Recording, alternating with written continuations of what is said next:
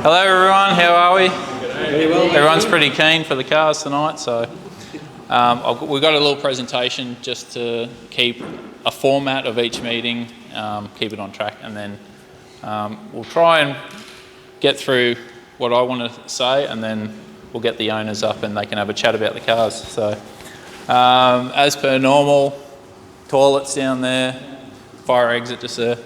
Have we got any merchandise? No. T-shirts? Oh, you can have a pamphlet, all right. Anyone not on the Google group?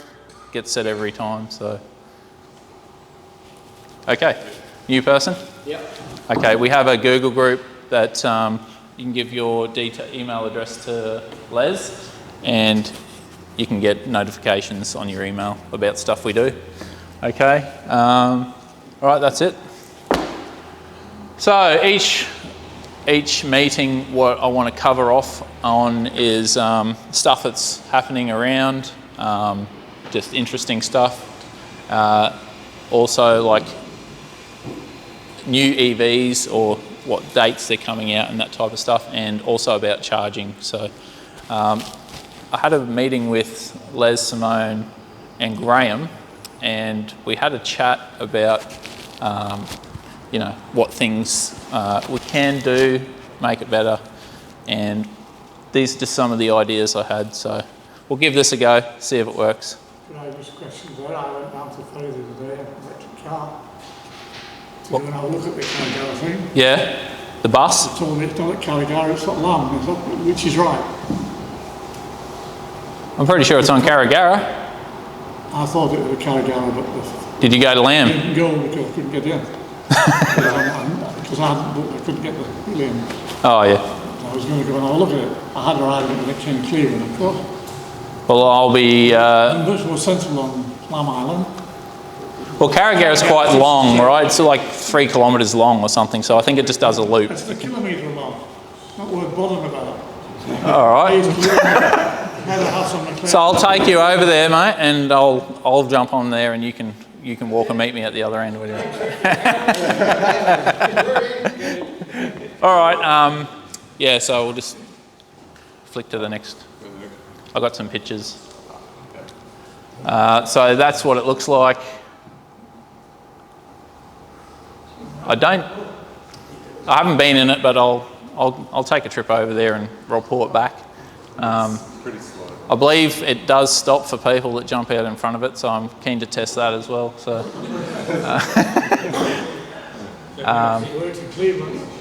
yeah, that's actually a photo in Cleveland. So there's not much online about it. It doesn't get much press. So.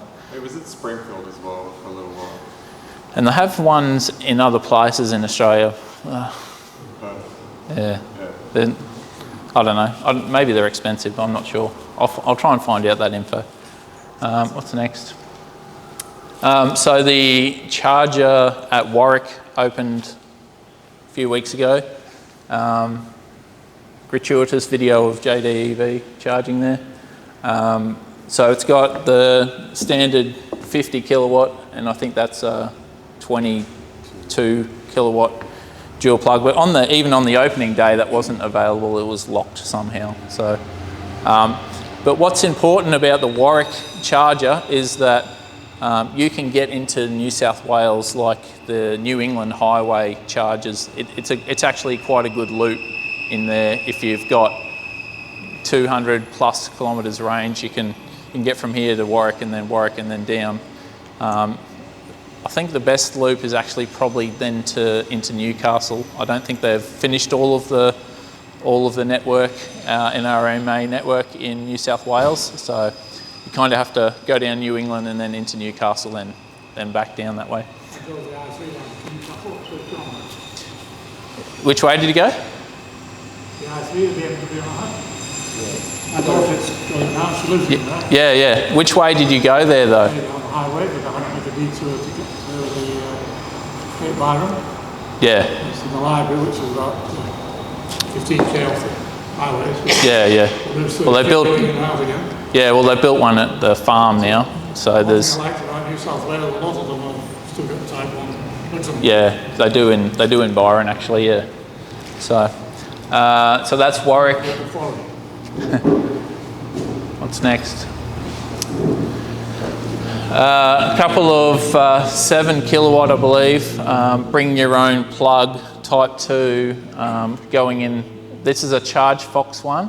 It's this is at the Roachdale Shopping Centre.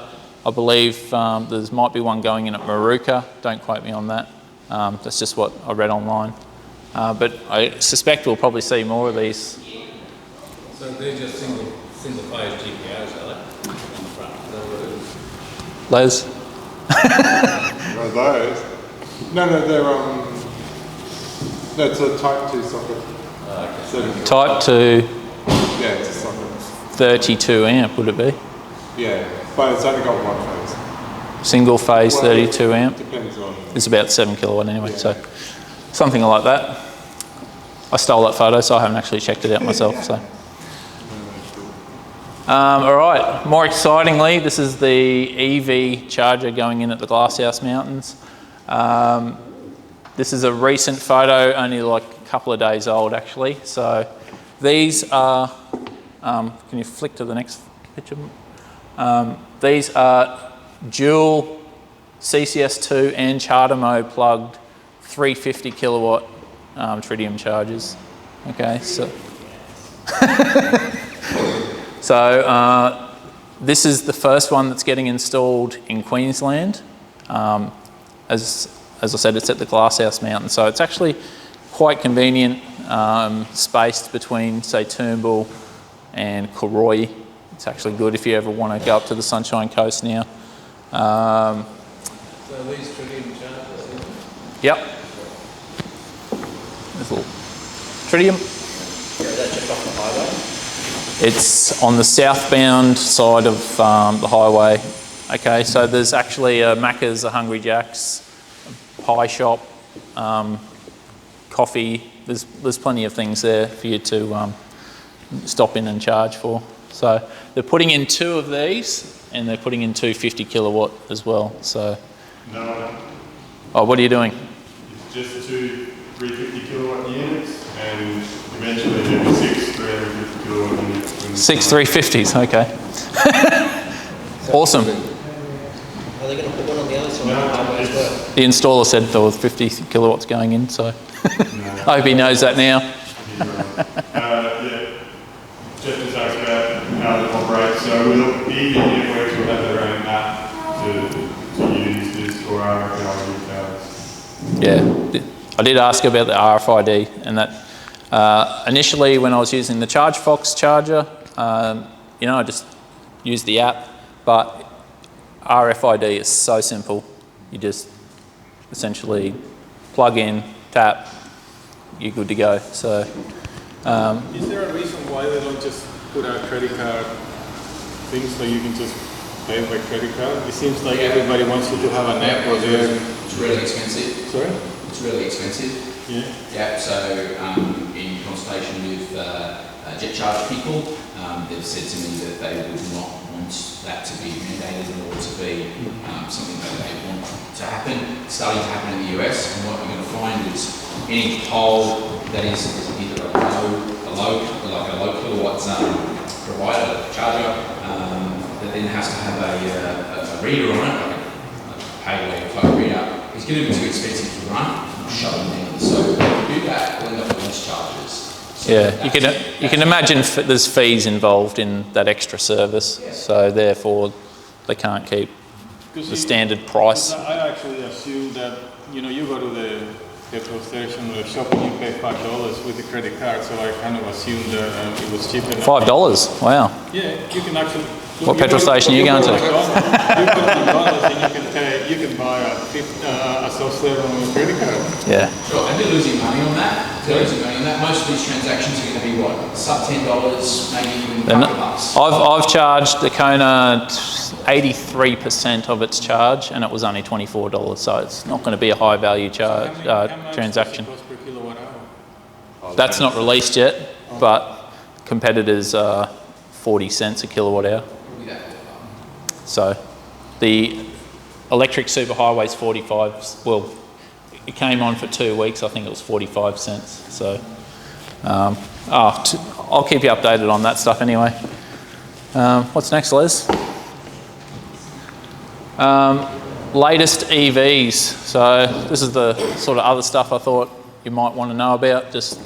I'm sure you guys get stuff offline, but sometimes it's not always relevant to Australia. So I like to maybe poke and push places that can get the information and then present it each month. So some of you will know that the Nissan Leaf 40 kilowatt came out in August. I went for a test drive. They weren't that keen to let me film it. I am still going to try and get it here. It might be, the dealer I went to, I'm just going to try a different dealer. So maybe December, I will go for that one. Obviously the Tesla Model 3 Standard Range Plus, Long Range, and the Performance came out in the last couple of weeks. And we have one there tonight, so I won't go on about that too much. The rest of 2019, we should expect to see the Hyundai Ioniq. I believe it's actually already arrived, and some people have received information that theirs has arrived, and it's waiting to clear customs. So I'll update you on the next meeting on that one. The guys at Zups at Aspley are actually pretty good with providing information about what's happening, so I use those guys. So hopefully I can get some photos or some test drive for that for you next time. What's that, sorry? How does the Leaf work with the single pedal? It has both, but yeah, what that is the option to take your foot off the pedal and still stop. It's like aggressive regenerative braking, but when you actually take it right off, it will come to a full stop.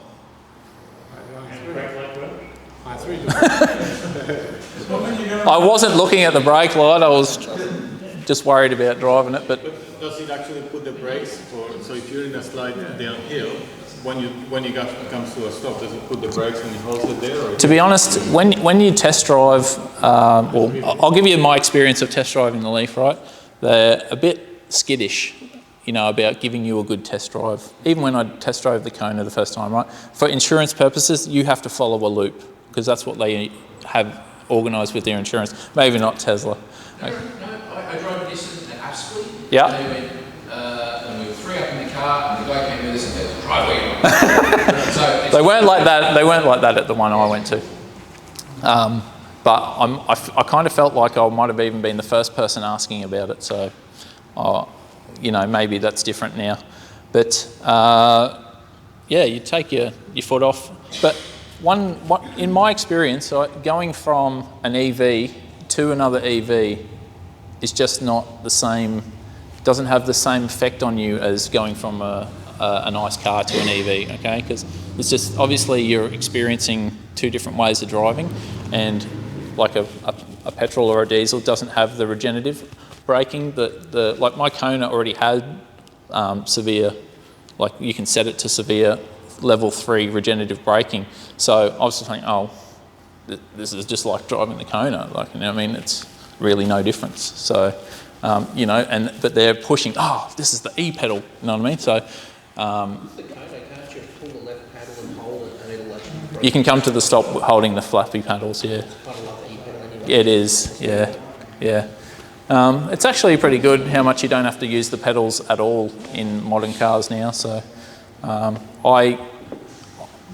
the only time I ever really brake in the Kona is when perhaps I'm on cruise control and I'm a bit weary that the camera hasn't sensed like I'm traveling quite fast and the camera hasn't sensed, or the radar hasn't sensed the car in front of me, because the camera actually has a bit of a V like that. So if you're going around a curve, sometimes it doesn't, like you can obviously see the car, but it doesn't sense it.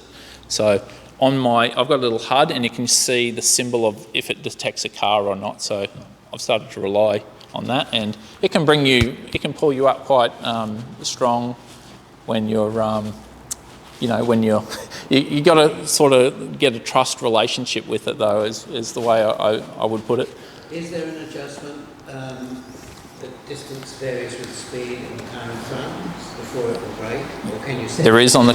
I can only speak for the Kona. There is on the Kona. There's 4 settings, and I would say, from my experience, it varies from 30 metres to 20 metres. So probably 20, 25, or something like that. 20, 25, 30, 35, something like that.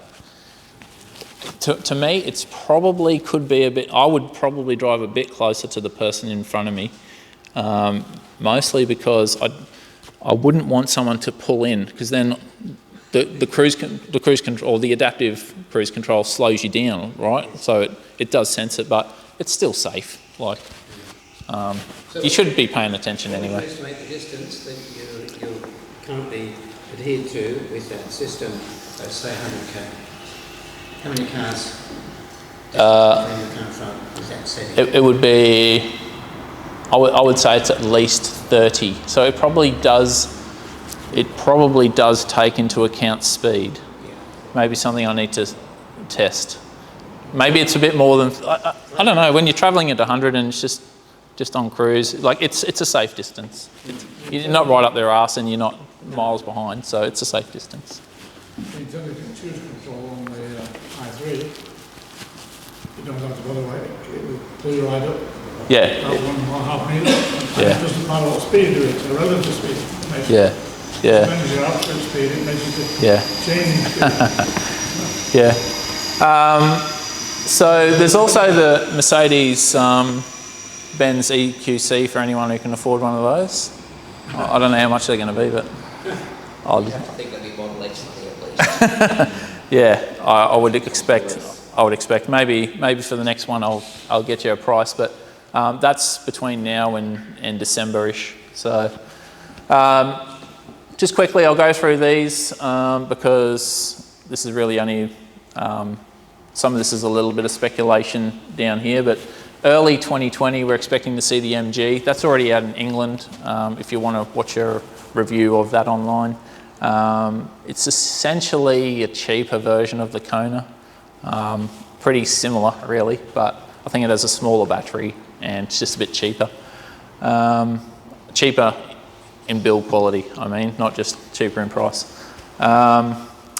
Apparently this one, DSG, is going to be at the Sydney EV Expo. And it's from China, but I think it's an Indonesian brand. So anyway, want to have a look at that. And they've got a van as well.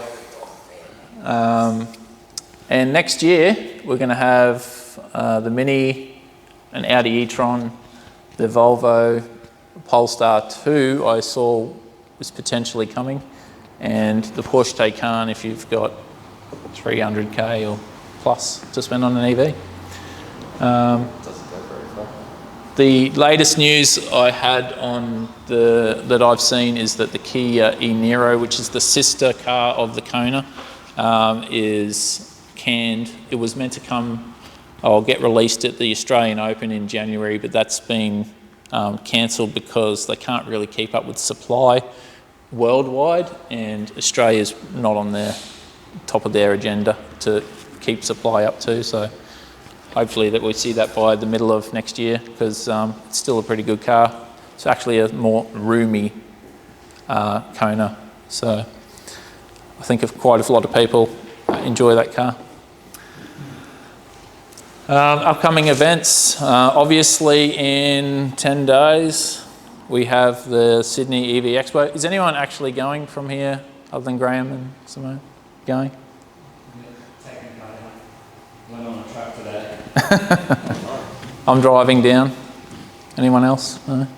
Oh, okay. There's I got an email because I put my name down to help out with test drives, and there is about 25 EVs that have put their name down for test drives. There's about 4 Leafs, there's about 15 Teslas, 3 Konas, and a couple other ones. So big showing by the Tesla group down there, actually, Model 3s and Model S's, Model X's. So that's good, looking forward to that. The EV charger opening, I'll put that as an event. So there will be a media launch, but they'll hopefully, I'll liaise with the EV guys, but hopefully there will also be an actual like People's Day opening. That's not confirmed, but I was hoping to maybe get a bunch of EVs there because I think it's worthwhile promoting these type of things in the media as well. Where's the pitch in the creek? Glasshouse Mountains, yeah. Yep. It's probably less than 10 minutes north of Caboolture. It's not, no time after Caboolture, you're pretty much there. Is it before or after the Steve Irwin? I think Steve Irwin Way and then Johnson Road is maybe one of the next 2 exits. Yeah. Oh, so it's before Steve Irwin Road? Yeah, just before. So it's actually... I think no, if you're going north, well, it depends. If you're going north, yeah. If you're going north, right? So Steve Irwin Way, and then you travel just another maybe 5 minutes, and then it's on the other side of the road though if you're going north. Oh, I think it's a high shop in Yes, that's correct, yeah. All right, and as I discussed maybe on a previous time, that potentially I'm going to meet with the committee and we're going to try and organise a Tritium Day as the next EV get-together day, and maybe some other fun for that day. So that's it for our events. Okay, so has anyone got, are they working on a project? Have you got a project you want to give us an update on? No, I've been busy doing something else, unfortunately. I'm sure you can, mate, because last I heard, the battery was in the pack, was in the car, wasn't it? The last time I saw it was just an empty pack over here. I was just making the box and making sure that it fits, and since then I've been busy working on some of the projects. Yeah. Is anyone else working on a project here? He's the next slide, mate. Just yeah, what were you working on? Well, I'm still working on a battery packs for my Jimny. Oh, the Jimny? Okay. So I hope to have it done by Christmas. That's obviously not going to happen. Hopefully the batteries will be finished between Christmas and Easter. Okay. Well, if you don't mind, when you make some progress each month, I would like to offer the opportunity for people just to tell us how things are going. Obviously, if it's a slow month, then you don't need to. But if you actually do something and you think it's worthwhile, just come up. This slide's going to be here every month, all right? So I'm going to ask every month, all right? All right, so let's get into our guest speakers. We've got Tim with the beautiful Cortina. We'll start with you.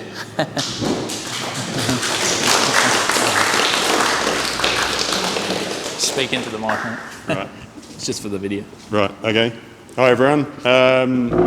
Yeah, this is Mike Cortina. This is James from Traction EV. He did the conversion. We're still just about complete, probably what, 99%? Yeah, 99%. Yeah. I don't have any pictures or slides or anything, so I'm just going to basically tell you what the plan was and how it's come about and how it's come together. And if there's any technical questions, we'll go through that, and James can probably tell you more of the technical details. But we started off, we purposefully built chose the Cortina, Mark I Cortina, 1965. It's a nice light car, but still roomy enough for a family. 4 doors, still got a big boot, and still plenty of room in the engine bay for batteries and in the boot for batteries. But started off weighing only 850 odd kilos. And it still had a nice classic style. So I've always liked the Mark I and always thought it was it ended up being a great candidate for conversion. We selected a Tesla Tesla battery system and a Hyper 9 net gain motor. So 5 Tesla modules from a Rex Model X that we salvaged. which is about 28 kilowatt hours of battery. Net gain Hyper 9 motor, which is about double the power and double the torque of the original engine. We've also gone all out with good specs on the battery management system, which is enabling us to have both AC charging and DC charging. We're still working on getting the DC charging to work fully, but it has a CHAdeMO charging port in the exhaust pipe area, and the Type 1 charging port is in the old fuel cap. All the high voltage charger and BMS is in the old fuel tank, which is in the boot. We've put in electric air conditioning, so there's an underdash evaporator underdash unit hooked up to a high voltage electric compressor for air conditioning. It's just been gassed up yesterday and works very good, which will make driving a classic car in Queensland actually, possible in summer, which is one of my big things, was to make it actually usable in all year round. What other specs? It's the batteries are fully cooled, water cooled, as well as the motor controller. So we've got two independent reservoirs and cooling systems. That's about it. James? I think you've taken care of pretty much everything there. Yeah. Has regen braking, of course, and yeah, it's really smooth and comfortable to drive, and yeah, quick off the line as all EVs are, and yeah, it's really, really comfy with that aircon. It's beautiful. And the gearbox, you want to talk about in the clutch? Oh yeah, standard 4-speed gearbox, but we've upgraded the clutch to a higher clamping pressure plate and a 5-puck sprung disc, so it's not too aggressive, but it's able to handle the torque of the Hyper 9 motor. Yeah. And dash-wise, I tried to keep it as original as possible. I've upgraded the speedo to read in kilometres per hour, and I've kept the original analog fuel gauge, but we've modified it to read the state of charge of the battery. So from a driving experience, you've still got the original battery gauge and speedo, but then we've installed an Android head unit, which will be able to have digital gauges, which we're still designing to show all the pack voltage, temperatures, everything that you would want to know about the BMS and battery management system on the head unit. As well as your motor temp and controller temp and motor RPM. Yeah. What gear do you use driving? Well, I mean, you've driven it. We're still in testing. We've done it, racked a couple of 100 kilometres, but we're still fine tuning. Yeah. Second is fine around town, and then third for the highway is plenty, but launching in first is pretty crazy. Yeah, it's good fun. Yeah. Okay. Yeah. Any questions? The Android head unit, is that just a tablet or is it an actual entertainment system? Yeah, it's both. It's a car radio, like it's a single DIN, so it's hooked up to the 12 volt and speakers, but it's got a SIM card in it, so it can actually do your maps and your online music and whatever, YouTube if you want it. But it's a full Android head unit entertainment system. Put the apps on that. You can put any app from the Google Play Store, yeah. As well as we're using the Talk Pro app through an OBD connector from the BMS. And the Orion BMS has a whole lot of custom gauges designed just for the BMS, so all the pack voltage, cell voltage, amps, everything, yeah. As well as your traditional speed and all that as well. So how much difference in weight was there from before you started till you finished? Good question. I think we weighed it before we took anything off it, but and it weighed at 835 kilos, but it didn't have an exhaust system, it didn't have the spare wheel, so it wasn't fully roadworthy at that time. So I estimate with a full tank of fuel, with the spare wheel and an exhaust, maybe it was 860 odd kilo, 870 or something. And the finished weight, which was with all fluids and everything complete, was 1,007. Yep. So about 120 kilos more than stock, but still under the GVM of the car. So there was no need from the engineer that did the mod plate to strengthen or upgrade the suspension. You didn't have to limit the number of passengers or anything like that? Well, we actually did, because the engineer we put seat belts in, and we had to put 3-point seat belts in, and we chose, and child restraints for the rear seats, and we chose to put just 4 3-point belts in because the rear seat isn't that wide, and 2 seat belts, retractable seat belts in the back seat was enough. And so it's now been, the mod plate is for 4. So it's 4-seater now, technically. But There wasn't any official documentation saying how many seats it was. It couldn't find anything online as to what it actually was. So the engineer was a bit funny because it had bench seats. He's like, oh, it could be mistaken for a 6-seater. And he said, oh, send us a photo of 2 adults sitting in the front. And so we did, and there's barely daylight between you. So he was happy to call it a 4-seater. Yeah. You got the 2 biggest floats you could have. Yeah. We stretched out. Yeah. Kevin. Did you have to modify the brakes at all? No, so this has front disc brakes as standard, and there's no brake booster, so they're just the mechanical rear drums, front discs. But with the regen braking of the Hyper 9, the braking system is improved through that. Yeah. So- Brakes are great now. Yeah. Do you have regen set to ramp up when you touch the brake pedal? Yes. Yeah, there's a pressure switch in the brake line, and there's also 3 different modes that you can select from as well when you're off throttle. So you could have 1 pedal driving if you want, and that's on the fly with a switch.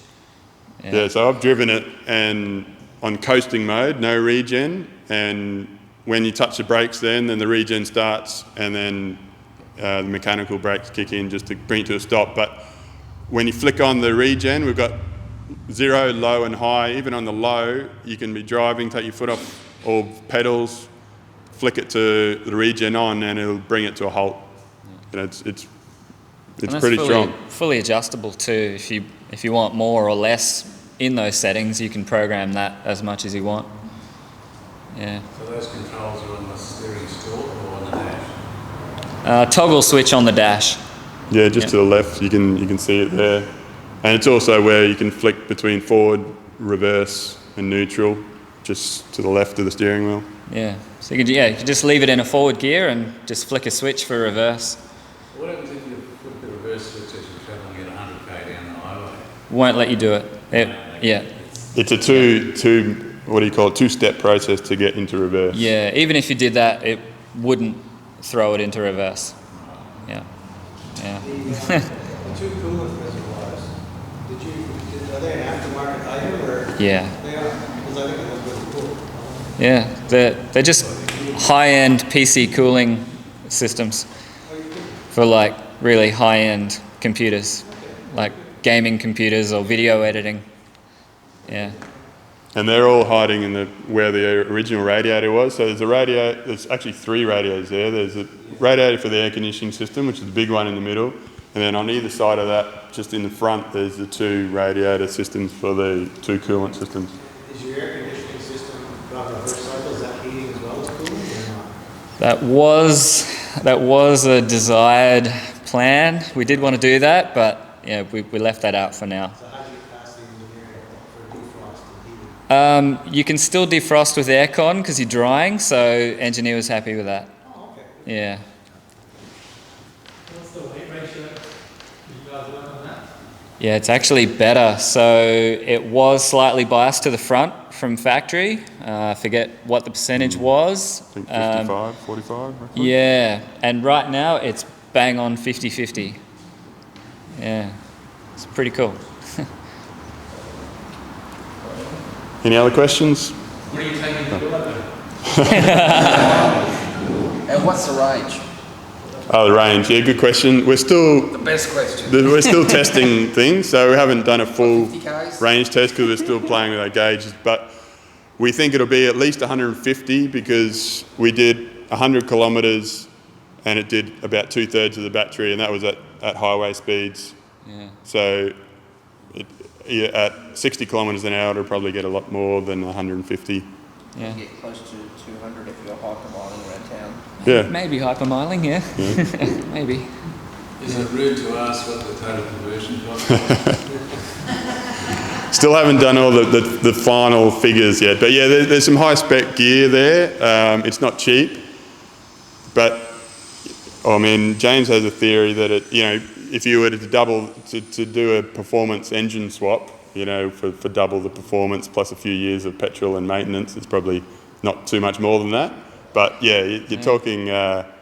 That's how I answer it to all the petrol heads. How much is it? I say, well, how much to convert that engine you've got to 120 horsepower and 2 years of petrol, and it's paid for the conversion. Yeah. How to answer a question when you don't want to answer. Yeah. Well,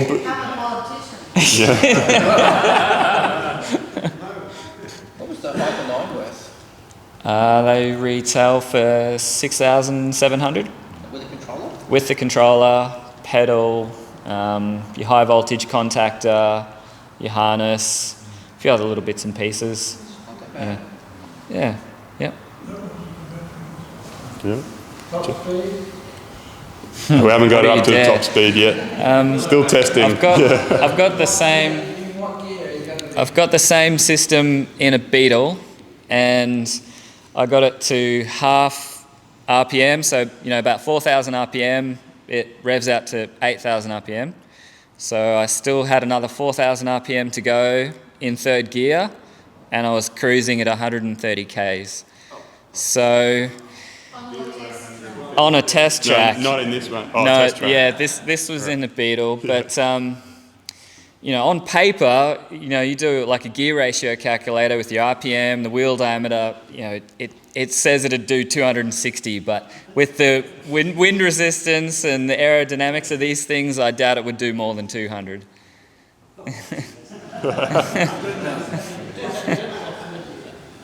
In fourth, yeah, it'd be a struggle, I think.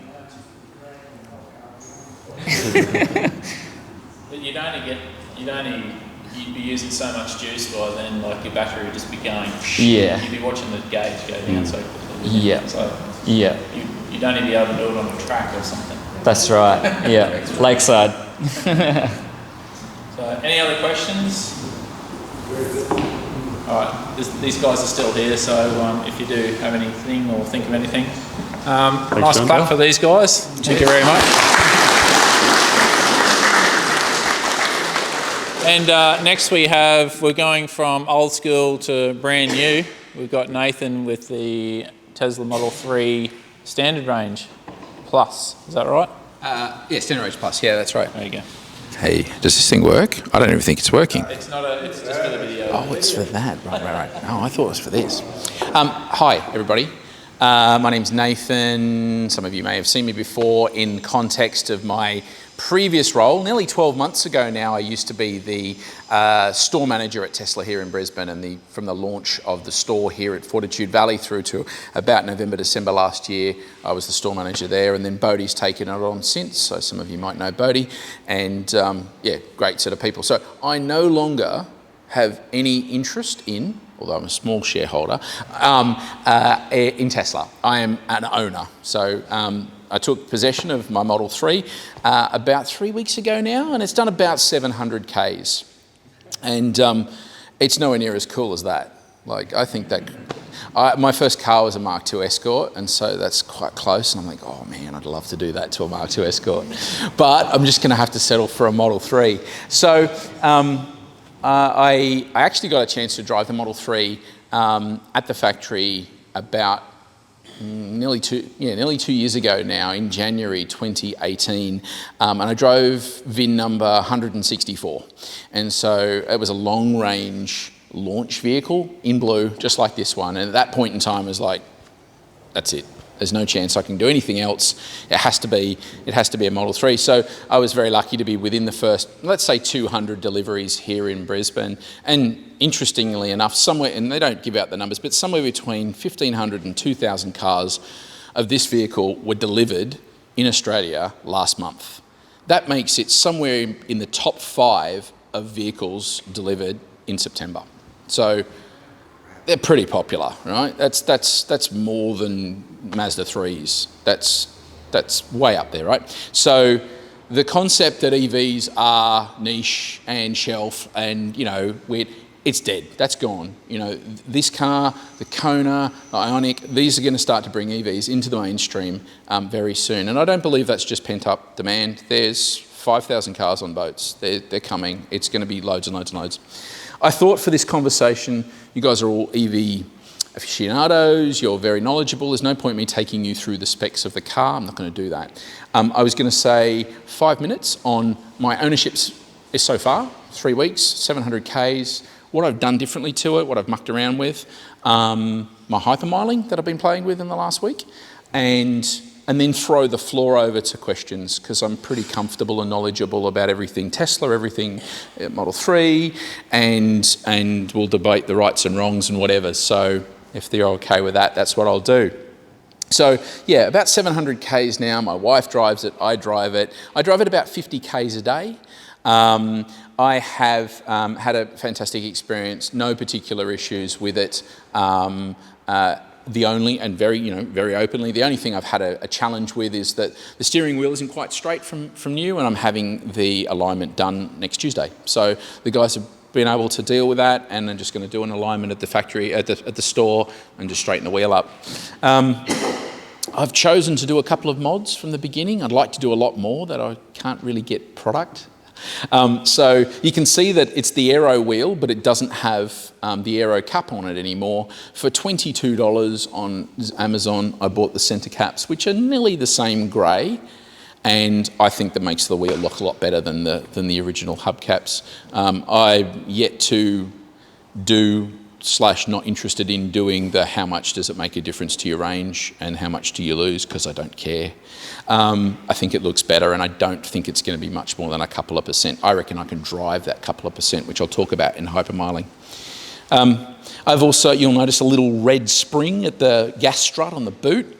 I've added for about, I think it was $26, straight out of China, an auto-popping excuse me, boot release, which means that when you use your app or use the screen to pop the boot, it will automatically pop up. It's just got a bit of pressure on those springs. Doesn't feel too much harder to close, and I find it convenient. I've chosen not to do that to the front because I don't use the front that much, but you can also get those for the front too. Thirdly, for about $25, I bought a frunk mat because it doesn't come with one. So on a SR Plus, on a standard range Plus, you get no boot mats, floor mats, or frunk mats. So it's like a metal finish up underneath the frunk, no extra car mats inside, and no boot mats. So I've put a rubber mat in front, cheap, straight from China, about 4 days in the airmail or whatever it was. I can't get hold of, because Australia doesn't have any stock of in-car mats. So when you do have a look at it, you'll see there's a couple of bath mats inside the front. And also, I've got a 3 and a 7-year-old, so you'll see car seats in the back as well. And I've put in some temporary matting or whatever else to keep the kids from making the place a mess. And I haven't bothered with a boot carpet. I expect to get a tow bar for it, and actually chasing one pretty hard right now. I have a trailer, and no car with a tow bar makes it a little difficult. So I'm expecting to get a tow bar soon. There's a couple. There's the Tesla one. If I can get that, I'll take that. If I can't get that, there's a Stealth bar, which is an interesting one. It's got a square tow hitch. It's a little fiddly in the way that you can remove it so that it's not seen there at all. You can make it totally removed for when you're not towing, but I'm not sure if I'm going to go with that. I prefer the original. So driving and ownership so far has been fantastic. I had my chargers installed on Monday. Prior to that, I just used the UMC, the Universal Mobile Connector. I use 10 to 15% a day max. I'm not driven a longer trip yet. I expect, my budgeting in my head is it'll do 350 on a charge. I suspect, given my driving since, I can do a lot better than that. I reckon I can get bust 400, no problems. And so doing that. I'm also doing a bit of charging at work. So I work out of Chermside, Westfield, and working with the car parking team there to actually do on-site workplace charging. And so something that I think there's a big opportunity for in my normal work, which is a sustainable transport consultant, is getting people into workplace charging. And so we're trying to do that through Westfield, so hopefully that'll move a needle. And hypermiling, I'll stop on that before I throw open to some questions. So I was just checking whilst you guys were talking about Cortina, which I'm still in love with, especially the wheel and interior mix, it's beautiful. The rated consumption for a Model 3 Standard Range Plus is 157 watt hours per kilometre. If you go inside right now, it says 110 watt hours per kilometre. So that's 50% better, broadly. And at the end of last night, when I got home and I didn't do the driving I did today, I was 103 watt hours per kilometre. My aim is to break double figures. So I've got a bit of work to do and I'm still sussing it out. And my colleague has also got his Model 3 Standard Range Plus. He got a white one a couple of days before I got mine. And so we're kind of testing out different ways to get it. And we were first principles conversation today. You know, motors work very, very well, and they're the most efficient when they're at a higher torque level. So tickling the throttle isn't necessarily the best thing to get from zero to get going. And so like a 2/3 throttle is going to get you a more efficient takeoff. So I reckon that's about 10 watt hours per kilometre. And then working out how best to feather the throttle in a cruise mode, you can actually feather the throttle so it's sort of regenning. At let's say under 70 k's an hour, so you've not got a big wind resistance. So that's something I'm doing there and playing with. And then finally making sure that you anticipate well enough to get the most out of regen and never use your brakes. And those are the things that I'm doing at the moment and refining that method. The cruise control isn't as efficient as I am. Interestingly, it's probably a little bit more digital. It's speeding up and slowing down at a rate that I would have sort of just feathered the gap a bit, but you know, it's using a radar. And that's fun. And so we're still learning, as I said, about 700 Ks in. I've got version 10 software, and I had an update last night for version 10.2, so 2019 12 32.2, which is the new software, and it's just a bit of a bug fix, second round software, and it's got all the cool things that version 10 has got. So, yeah, delightful so far. No panel gap issues, no panel issues, no wind noise issues, no other crap that's going on the internet at the moment. It's total FUD. It's absolute crap. If anybody has a concern, there's one guy here in Brisbane who's got a battery issue. They delivered 2,000 cars across the world. Stuff happens, right? You want to go and, well, I used to work for Jaguar, I used to work for Aston Martin, I used to work for Mazda. You see how many cars get brought back because of busted engines and stuffed transmissions and other things? Cars are awesome. So that's my experience so far.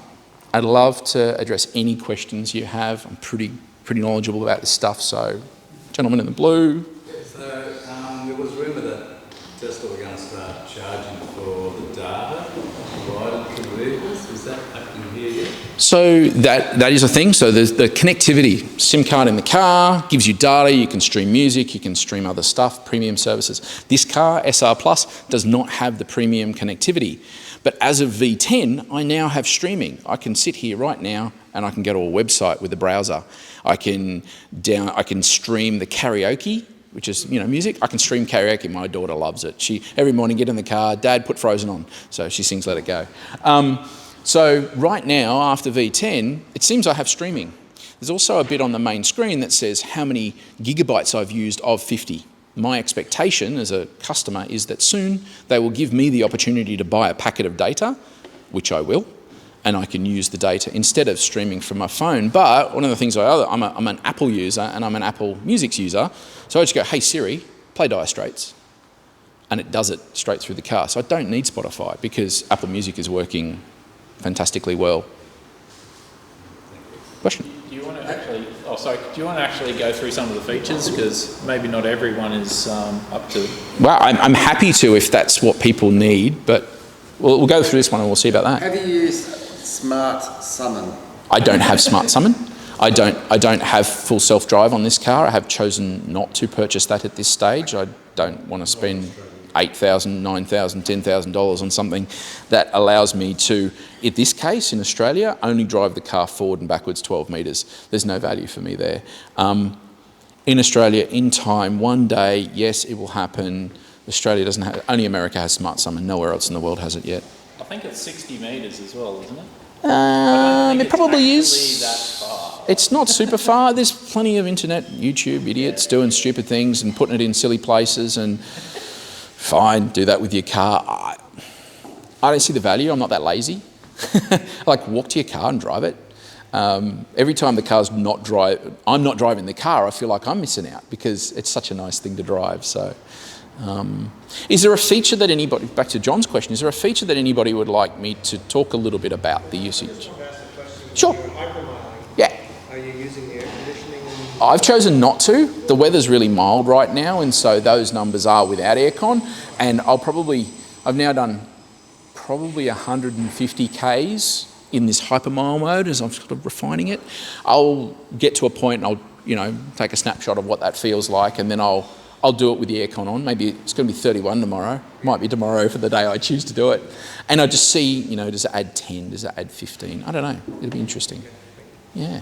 Yes. I have a question about repairs. Yeah. There have been delays if you've had an accident and trying to get a repair. Sure. Do you know anything about that? To my experience, I haven't had an accident. So there's a few folks that I know have had some challenges, like no one's had a crash yet, or there have been crashes, but there's a picture of a fella in Victoria, I think, who had a truck like fully smash into him within day 3 or 4. But that was 2 weeks ago. Get anything fixed in 2 weeks, good luck.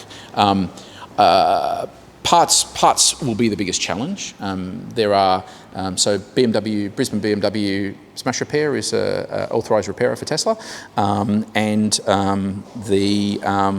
there's another one here in Brisbane that's being worked on as an approved repairer, and there's a fella down in the Gold Coast as well. So there's repairers, so that's the first thing. Second thing is parts availability. So they build 7,000 of these a week for the world, and that car there is 449,000 VIN. So there's nearly 500,000 of these in the world. There might be delays, but they've also got to gear up for the fact that a percentage of vehicles get bashed and crashed. So, to my experience, no issues. Pieces are in place. Parts are, there's a parts process. Big warehouse in Sydney. Crash an Audi. Yes, Charles. Who are you insured with? I've chosen to insure with NRMA, and I probably, in hindsight, should have done it with RACQ. Insurance is a really good question. I'll wax on that for a second. I chose NRMA because my family are in Sydney, and I thought that might help me to get access to the NRMA charging system, charging network. They didn't sell the product very well to me, but I found that what I needed to do in order to get access to that is not have an insurance policy with them and not be a customer, but actually be a member. So I'm a blue member as well. Just so happened that the discount on my insurance was $5 more than the blue membership for a year. So I got blue membership for free as such with going with that. And I chose that specifically, and also that it's insured so anybody over 25 can drive it. So, when people, hey, you want to drive? Yeah, jump in. What really miffs me is that I've always insured, for a while now, insured with AEMI, with everything else in the house and the car and whatever. Just so happened to be good. I rang them up. Hey, want to insure the Model 3? This is 2 or 3 weeks before delivery. And they said, yeah, no problems. It'll be like $1,600. I'm like, you what? I said, just go back. Just do a brand new 320 BMW at exactly the same price. Because that's what it is. Yeah, $800. And I did everything not to yell at the lady at the end of the phone, because we have a problem.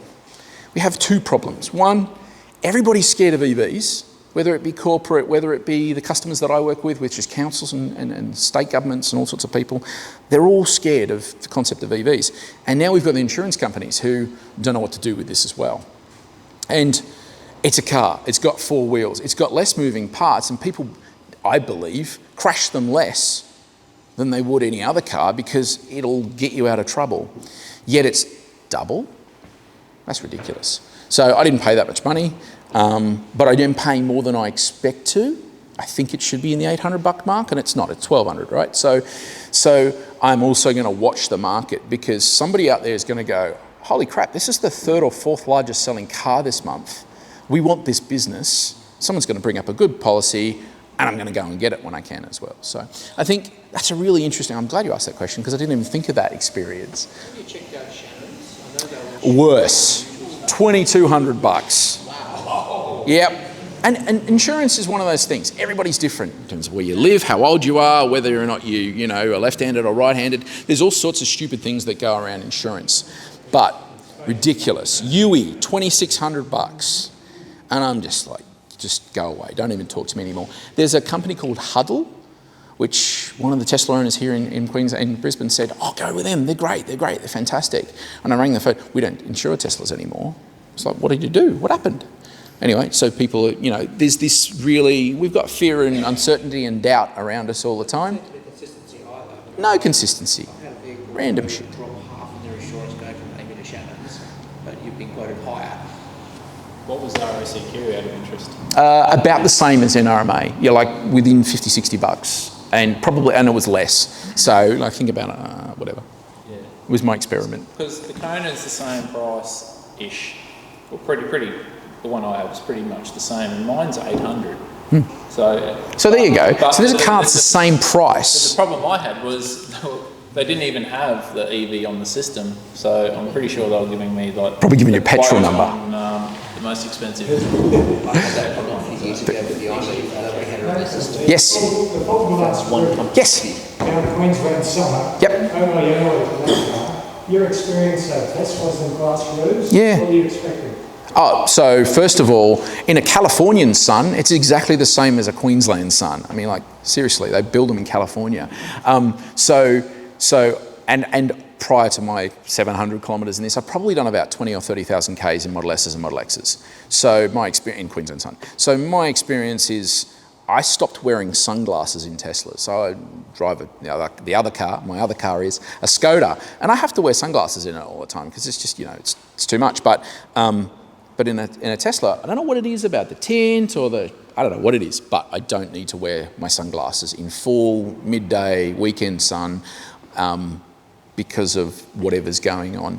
The heat thing's really interesting to me. So you can blazing sun day, and if you put your hand 1 inch away from the glass, you won't feel it'll just be ambient temperature. If you go closer to the glass, you'll feel the temperature. And for whatever it does, I don't know how it diffuses that heat, but the UV is great, but the heat is the thing that blows me away, and it's fantastic.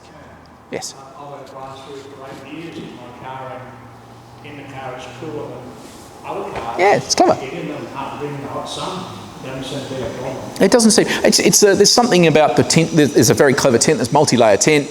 It goes red when it rains on it. I don't know if you've ever seen that, kind of crimsony red, it's pretty groovy. And I couldn't fault it, I think it's fantastic, yeah. So. Do you looking to go for the performance or the long range? I can't justify the further spend for long, so the question was, would you go for performance or long range? I can't justify the spend. My expected mileage as I'm starting to play with this and do a bit more highway. I drive over the gateway every day, so I'm going a bit quick, but not really quick. I'm going to the Gold Coast on the weekend and, get a bit of a test of it. But I drive from here to Sydney on a long trip. I will probably drive, north and start doing more road trips because you can. But 250, 300, 350, it's all enough. That's just enough. It fast charges. You've got the Tesla supercharger network. You've got all the Tritium networks. You've got the EV network coming. It's like, to be honest, and this is my job, there is too much money going into public charging, fast charging in this country. And the only reason that happens, and this is my opinion, not that of anybody else's, is because a politician can cut a ribbon. That's the reason. That's why they're putting a charger in Dubbo, is so the mayor and the minister can go out there and go, cheese. The $500,000, $300,000, they could have put that into an EV experience centre here in Brisbane and teach people how to drive an EV. Stuff like that, it really boils my Watsits. And so I don't think you need more than 300 or so Ks to do good EV driving. No one wants to drive for 500 kilometres in a stint, and if they do, go and buy a Land Cruiser. I have, so my background, way back when, I worked for Aston Martin for 7 years. I sold the 177 to customers around the world. I've driven the fastest cars in the world. I'm over that. I've done it. I can't beat what I've done in the past. It's not what I'm interested in anymore. I don't think that 5 seconds to 100 Ks, any quicker than 5 seconds to 100 Ks is needed. My kids scream, that's enough. I have no reason and see no value. I was even thinking, oh, what if I won the lottery? Would I buy a performance? No, I wouldn't. I think it's everything it needs to be. I think it's an amazing package. The standard 3 compared to the standard S? It feels more nimble. It feels more dynamic, capable of doing corners and curves. It does feel slightly asthmatic in acceleration, but only if you're being critical and trying to drive like a loon, which we do sometimes. I've driven the standard S. Yeah. It kicked any V8 I've ever driven. Yeah, sure. Yeah. Was there any other aspect or feature that somebody wanted to explore? Yeah. Battery charging? Yeah.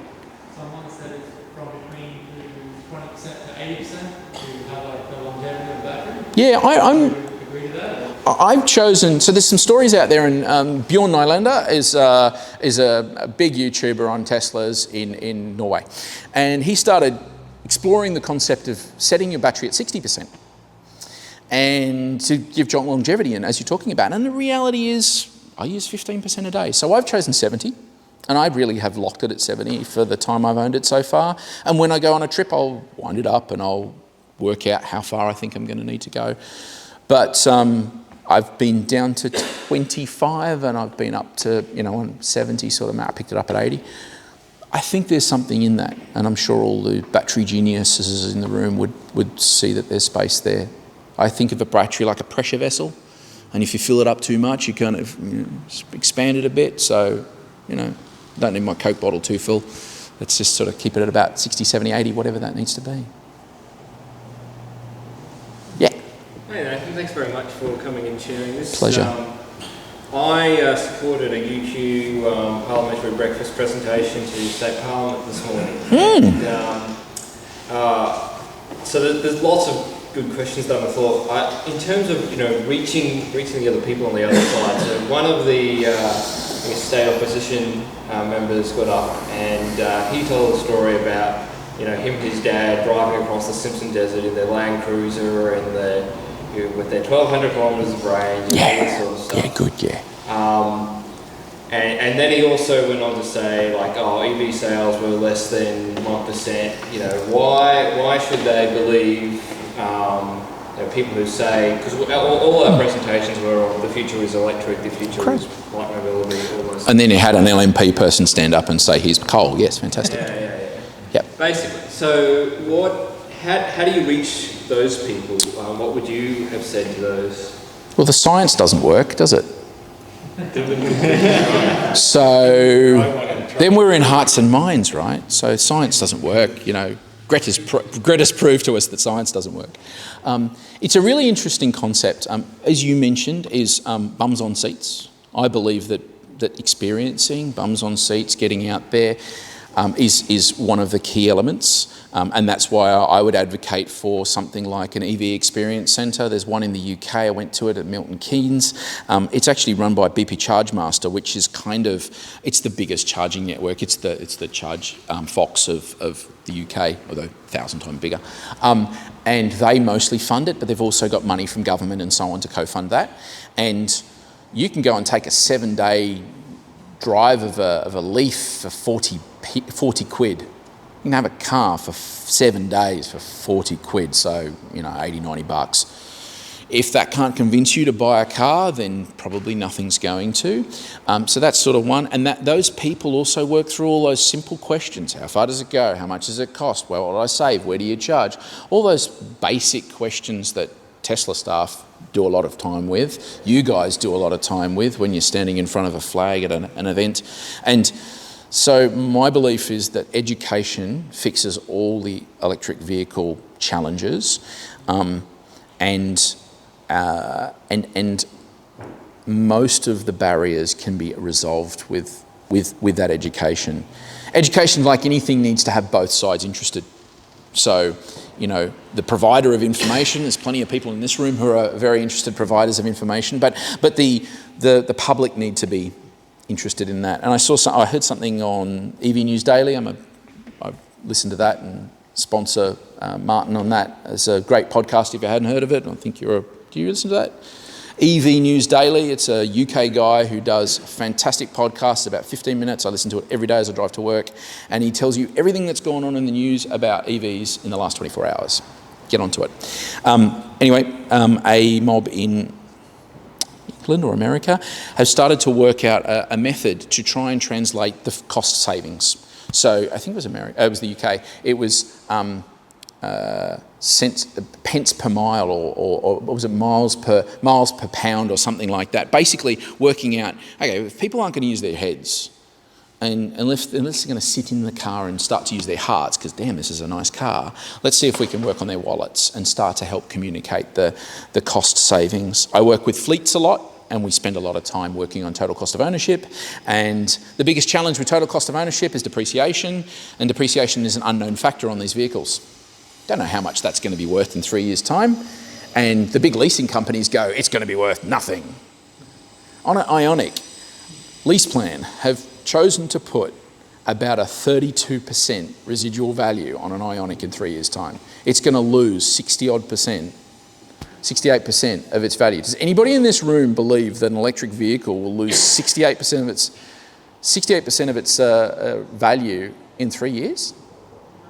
Depreciation is going to be significantly less than an equivalent. But let's go with the Elantra, which is its brother or sister or whatever you call it. So an Elantra, now that's a car that will depreciate 70% in its first 3 years. So there is a lot of fear, uncertainty, doubt, lack of information, these are all the things that I couldn't drive to the Simpson Desert and it'll, where do I... Hilarious, right? I sometimes I get a bit emotional about this stuff because I've been doing it for 2 or 3 years, and I there's no greater convert from super sports cars to electric vehicles. But I just go, you're a dinosaur. That's fine. Come back to me when you are ready to get on board with the rest of the world. And Norway, 60% of vehicles sold. Having said that, 2 EV converted Suzuki Sierras did cross the Simpson Desert. There's been multiple, that's it. There's been multiple Teslas have done circumnavigations. As soon as the fuel runs out, if you put solar panels and then you can go forever. I heard something else the other day, is that 1/3 of all the shipping in this world ships oil. 1/3 of all the ships out there, of all the shipping emissions out there, is shipping oil. Just moving the stuff around. Never mind burning it. Whatever. And it's all right. All we need is a good oil crisis. All we need is a good, fight in the Malacca Straits and there's no oil and we'll get to drive around. The Iranians already did it. Well, we're working on it. We're working on it. We're working on it. So anyway, kind of digressed and diverted. Is there any other questions about the car specifically? I mean, it is the #1 Googled car in France, Germany, England, America, Australia, literally as a vehicle, as a model, it is the #1 Googled car. So if you can't find information about the car on Google, you're not trying hard enough.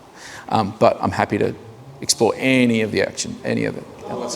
I've got one over here, and then I've got one over here and one over here. Outright purchase or lease? I chose to finance. So So if you said lease is like somebody else owns it, you rent it, and like all the costs in. Leases, novated leases, don't work for EVs, full stop. I financed it. I put down about a $15,000 deposit.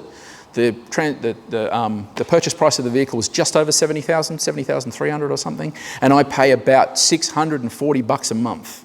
So 150 a week, I've got the best car in the world. I'm not biased. So anybody says, and we're a dual income family, we're not, and we got kids, and we're not, and we just bought a house. I just moved into my first purchased house the other day. We're like, oh, no money, but at the same time, it fits in the budget. So anybody thinks, oh, it's an expensive car. Yeah, I wouldn't go out and buy a $70,000 BMW 3 Series, but that, no problems. Graham. That was more a point. In 3 years' time, we're going to have cheaper, good used Teslas. I mean, if the ticket price is $7,000 now, we're going to pick them up in 3 years' time for like 50, 45, that sort of money. Yeah. I think if I get 50 or 45 for it, or 50 in 3 years' time, I'll be very happy. I took a 4-year period, not a 5-year. It worked out to be more sensible to do a 4-year period from a cost point of view, but saved about $1,500 in interest in the 2 different times. Anyway, yeah, I think you're right. My question to you, related to all this, is how long do you expect to keep this car? I think there's every chance that we'll keep it for a very long time. Which is? Like 8 years, 10 years. But at the same time, I don't know where I'm going to be in 8 years' time, 10 years' time. I've lived in 3 countries and done all sorts of things and lived all over there. Look, I don't know. But at the moment, it's certainly the 4-year lease is like, yep. And I suspect that if all's going well, car life, whatever, we just go and do longer, keep it for longer. Or there might be something else that comes out or compelling or whatever. I'd love to have Model 3 and a Honda E in our driveway. That would be perfect for me. You had one. Do you have a dog, or would you let a dog in the car? I don't have a dog. I wouldn't own a dog. I have 2 guinea pigs and they're not getting in the car. Hamsters? No, yeah, well, the hamsters, guinea pigs, the same sort of thing. No dogs. I'm not a dog person. Yeah, maybe we could hook up I reckon the fellas over here, I reckon you could do a good little generator with a... no, look, I'm not a pet person, so I'm sorry. I can't do that one. Was there a last one? I thought I saw a hand. Otherwise, I'll shut up and hand over to John. All right, round of applause, Thank everyone. you. Thank you, Nathan. Okay, could I just, I want to just address one point that was raised, and that's what to say to people that aren't really sure about the future. And how I answer that question is, actually, you don't have a choice soon, because we don't, other than the ACE manufacturing that's occurring at the moment, we don't actually make cars here anymore, right? So we're at the beck and call of overseas companies making cars. If they stop making petrol and diesel cars, we're only going to have second-hand cars or to buy or brand new EVs. So I don't think that question is really in our control. Yeah. So people are going to be looking for cheaper EVs, second-hand EVs, and then, yeah. So thank you very much, guys. They were great presentations. We'll get to the good bit of the night where we all get to chat again. Anything else, Les, Simone, or Cash Tin? Hey, is that on the front page? Yeah, we did that. Oh, look. I went to all this trouble and I didn't even read out one of the things. Okay. So just as it's sort of the first time I'm doing this new format, if anyone else would like to suggest something that gets discussed each month, yes. Okay, I've got 2 suggestions for cruise trips, right? The first one is we've got to go to Canberra as a group. Could be a cruise out there, go on the ferry, go and check out that pass. The other idea for a trip would be the solo train down Byron Bay. Go down there for a day. Yeah. That would be 2 great exciting. Yeah. Yeah. Yeah, I went on a ride on that about a month ago. Oh, did you? Yeah, it's great. It only goes about 10 minutes. Yeah. Instead of sound. That's an idea. I wanted to do the next Tritium thing, which is a bit more local, but then the one after that we can do can be... Yeah. Well, like I mentioned earlier, that I did meet with Les, Simone and Graham, but I will be having on the fortnights in between each meeting, I will be having a bit more involvement between all of the people who put their hand up to help out. So I'm looking forward to having more events and more fun. Car rally was one of the things I believe Graham mentioned. You know, that sounds really fun. You know, let's do something like that. You know, I just want to keep things interesting. So. I know, sounds good, doesn't it? That's probably one thing I'll raise at the very next committee meeting. So, yeah, I'm keen for that. If anyone else is, so. Sorry, can you mention where the committee meetings are going to be, so that people want to come? Well, we'll just make it here for the next one. Yeah. So anyone who wants to come, to be honest, yeah. I know we've got some nominated people, but anyone who wants to turn up, we'll release the details for next fortnight.